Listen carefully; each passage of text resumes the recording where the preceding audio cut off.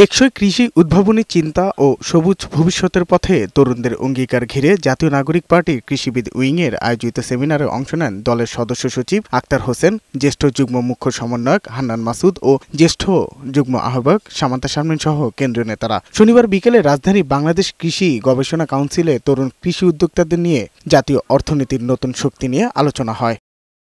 এ সময় দলের জ্যেষ্ঠ যুগ্ম আহ্বায়ক সামান্তা শারমিন বলেন, মাফিয়াতন্ত্র ও গুন্ডামিতন্ত্রের কারণে ৫৩ বছর দেশের অর্থনৈতিক অবস্থা ভঙ্গুর। বলেন, কৃষিকে আধিপত্যবাদ বিরোধী অবস্থানে দেখতে চায় এনসিপি। এনসিপি চায় যে একজন যোগ্য কৃষক যিনি তার আইন প্রণয়নে ভূমিকা রাখতে চান তাকে কিভাবে সংসদ পর্যন্ত নিয়ে আসা যায়। এ সময় জ্যেষ্ঠ যুগ্ম মুখ্য সমন্বয়ক হান্নান মাসুদ বার্তা দেন, খাল নদী পুনরুদ্ধারের উদ্যোগ নিলে দেশে গৃহযুদ্ধ লাগবে। কৃষি পণ্য কিভাবে পৌঁছাবে, সরকার সর্বোচ্চ গেলে এর মাঝখানে ৪-৫টা লেয়ার থাকতে পারে, বেশি থাকতে পারবে না। তাহলে আপনার দেখা যাবে যাচ্ছে রাষ্ট্র আমলাতন্ত্রের মধ্যে ঝামেলা লেগে যাবে।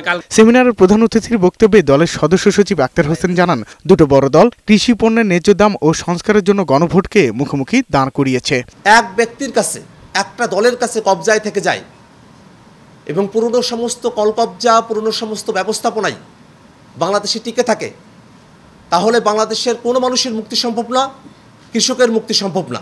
গণভোটের ম্যান্ডেটকে যারা প্রত্যাখ্যান করবে, জনগণ তাদের প্রত্যাখ্যান করবে বলেও জানান আক্তার হোসেন। একটি দলের নেতারা চূড়ান্তভাবে গণভোটের রায়কে প্রত্যাখ্যান করার মতামত ব্যক্ত করছেন। তারা গণভোটে না দেওয়ার জন্য ক্যাম্পেইন করেছেন এবং যারা জনগণের ম্যান্ডেটকে প্রত্যাখ্যান করবে, বাংলাদেশের জনগণও তাদেরকে প্রত্যাখ্যান করবে। এই বাংলাদেশে যেন শান্তিপূর্ণভাবে জনগণের অংশগ্রহণমূলক একটি নির্বাচন অনুষ্ঠিত হয়, সে রাস্তায় সকলে মিলে হাঁটবে, কোনো বিঘ্ন তৈরি করবে না। এছাড়া অন্তর্বর্তী সরকারকে অতি দ্রুত জুলাই সনদ বাস্তবায়নের অস্পষ্টতা দূর করার আহ্বানও জানান তিনি।